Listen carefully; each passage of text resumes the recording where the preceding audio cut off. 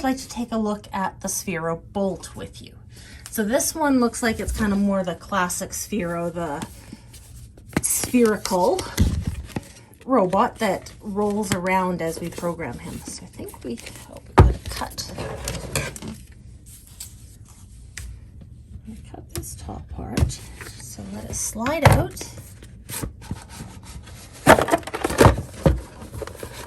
And we're caught at the other end as well here.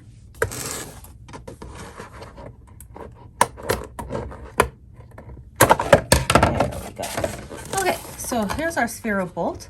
As we lift the lid here, we've got right away a packet of information in on top, so we'll just set that aside for a moment.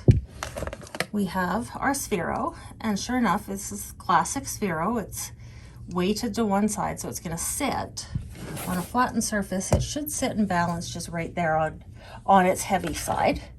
It's going to sit into this to charge. You can see we've got a power button here on the back side of the charging nest. Should we call that a charging nest? And then we've got, of course, our cable, which is going to plug in back here. Looks like it's a USB mini.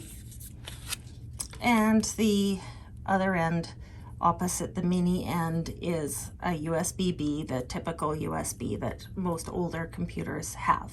So we can charge it in either a charging block. Looks like it does not come with a charging block, but a charging block from a cell phone would totally work for this guy.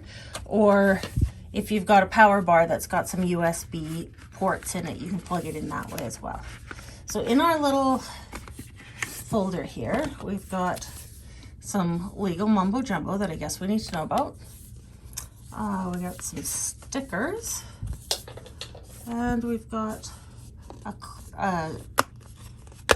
clock and a compass that should fit just exactly right around our Sphero.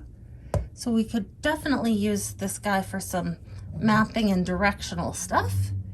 As well, we could use him for some telling time stuff, and that's just right out of the box without having to do a whole lot of creative thinking about him. So our Sphero Bolt is one of the newer Spheros from the company that manufactures our Sphero robots.